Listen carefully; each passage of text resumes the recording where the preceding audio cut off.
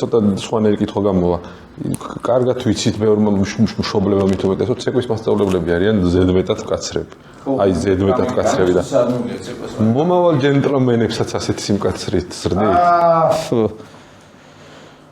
სამწნელობაში არის ერთი ისეთი რამე რა, არ უნდა ითამაშო. როგორიც ხარ, ისეთი უნდა იყო. ეს მაინც დიდი დროის ძალიან დიდ ნაწილს ატარებთ ერთად.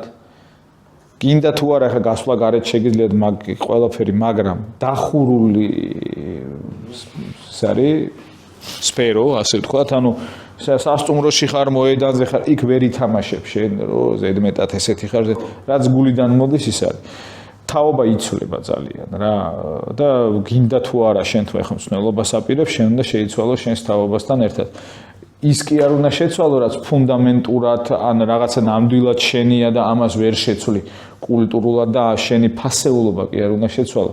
უნდა შეცვალო მიდგომა ადამიანთან, იმიტომ რომ თუ ჩვენი თაობის ხალხისთვის მარტივი იყო, იმიტომ გაგიყვირებდნენ რაღაცა სკოლა ყველგან ის იყო, ხო?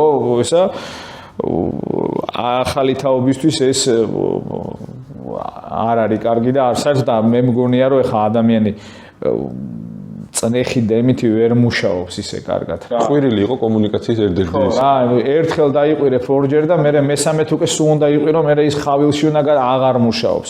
მით უმეტეს ეს ძალიან რთული თამაშია და ჩვენი როგორც სამწნელო გუნდის ამაში ძალიან გამიმართლა, იმიტომ რომ ძალიან მაგარ მწვრთნელებთან მუშაობს ու მოცების სტაფი სულ ცდილობთ, რომ ეს არის რთული თამაში და აი მაქსიმალურად მოთამაშეებს გაუმარტივოთ და ვცადოთ, რომ წნეხის გარეშე ითამაშონ. შეცდომა პრობლემა არ არის, შეცდომა არის საფეხური, რომელზეც ვაბიჯებთ და ავდივართ შემდეგზე.